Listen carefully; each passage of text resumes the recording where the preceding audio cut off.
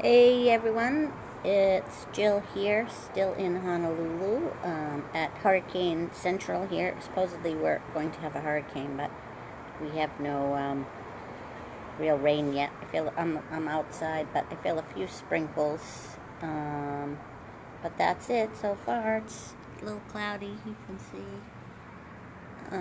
Which is an interesting thing in itself, this whole hurricane business. You can see how it's thoughts creating our experience of this, because everybody's acting differently with the reports on the news. You know, some of the news people are making it sound scary, even though it's sort of now been downgraded and seeming to be that it's not going to actually hit these islands too much.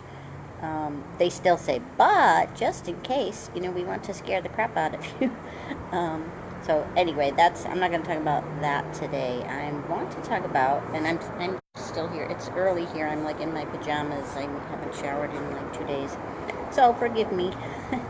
I want to talk about today about why we want to, or believe we want to, get rid of our anxiety, or drop the thoughts, or however, depending on how you think of it. Once you sort of realize that anxiety comes from thoughts, that thoughts create the feelings, then the next step generally, which is not actually a step and it's not true, but what we believe is the case, is that we need to drop the thoughts then, not have these anxious thoughts anymore, and then all the world will be lovely and wonderful and everything will be great. But as I've said before, we don't, hopefully you can hear me, there's planes and stuff going overhead. There's, we don't have control over our thoughts, and our thoughts aren't real. And so in a way, there's nothing to drop. But there's another aspect to all this that I want to talk about a little bit. I mentioned in one of the comments, this aspect of, I notice it a lot in the group, because a lot of the people in the group are posting always the same thing about their anxiety, right? They still the same, and this is fine, but they're posting the same questions, the same exact. They have the story down pat about their problem, let's say, their aspect of anxiety, I gotta go in, it is starting to rain. What their aspect of anxiety is what people, hold on, sorry about this, is what people have their story down pat, right? I see the same, almost the same, literally exact posts from certain people. They talk about their story, and they might say how it's gotten better, or whatever, but I see it posted like every day, different things. And that's, you can look back on my posts about holding on to our stories. I have a blog post about that, and I have a video about that I can link to after. But more to that point is, and I don't know if I talked about this in the story post or not, but what I see is that this anxiety story that we have it down so pat that it is our, it's our identity. It's a piece of our identity. Our identity is a million different things, but the anxiety story is a big chunk of it, because our minds are so focused on it. When we believe, we are this anxious person who gets these symptoms, and this happens to me, and sometimes I can drop those thoughts, and blah blah blah, the story. We think, we don't do it consciously or on purpose. We don't, because we have those thoughts. It's like who we are. I've always been this way, or I've been this way since this thing happened, right? And so it becomes this, well, it's who I am. And so while we want to drop that story, we want to drop those thoughts because we hate them, we don't like the way they feel, because they are not part of our identity, it doesn't seem possible. And so we keep on asking, how can I stop this from happening? But while at the same time not really believing, I'm a mess, not really believing that we can, right? So we don't believe we can deep down inside, because it's who we are, right? So we can't even imagine a life in the future that doesn't include these symptoms and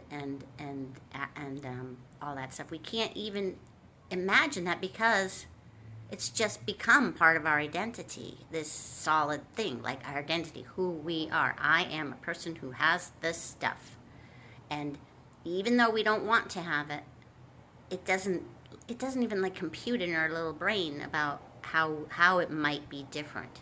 So the key to all this is understanding more about identity. And I'm sure I've talked about this before as well, because this is a key to so much of this understanding. So our identity is made up of those kinds of beliefs, like that I'm an anxious person, I'm a this person, I'm a that person. All our stories become our identity. And those are those deep-seated beliefs I've talked about that I sort of picture in the back of my head there. It's made up of beliefs, right? But beliefs, again, are not, they're just made up of thoughts too. And thoughts are just like imaginary vapor. That's nothing. So even though they cluster around, right, this imaginary vapor stuff, thought, energy, it contracts into this thing, right?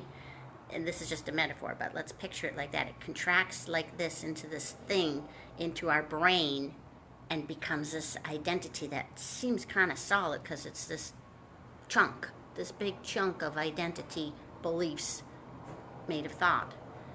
But it's still just made of thought energy, even though it seems like this solid thing. So because of that, little bits of it can fly off sometimes, right? Some of the thought energy, the vapor could fly off, maybe it gets a little changed. You know, we're always changing our identity.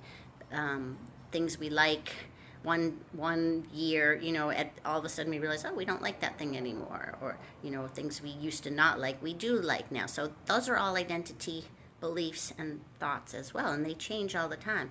And it's the same with this thing that we're an anxious person, and that we will always have this particular anxious thing that we do. It's just like our food preferences or anything else. It's still just made of this vaporous thought that looks solid, but it's not. Our identity is not fixed. It changes all the time and can change at any time. And so hold on to that. There's nothing to do with that, but hold on to that. Recognize that that's how things work. That's what your anxiety is made up of. Your story, your beliefs, it's thoughts that become beliefs, that become a story, that become an identity. And that feels like a big chunk of rock inside you, impossible to get rid of. And that's, if that's what it was, yeah, we'd be screwed, right? We'd be screwed if that's what it really was. But since we know that at the core of it, the whole thing, it's just this vaporous thought. It's malleable and changeable, and it always is changing all by itself. So if you actually maybe open up a little crack in your mind for the thought that maybe things could change for you, that maybe you're not this anxious person you thought you were, maybe that this habit that you have of whatever it is that your symptoms are, maybe that's just this habit that isn't you, it's just a story, it's just a belief, it's just a piece of your identity at this moment in time. If you leave a little crack open, that could just change. Maybe it could, right? Maybe it really could change. Could it? You know, could it change? And I'm not saying to change anything. I'm not saying to drop any thoughts. I'm not saying to drop any beliefs. I'm not saying to do anything. I'm just saying that now that if you agree with what I'm saying, now that you know what it is, it could change, right? Couldn't it? Think about that. I'll catch you next time.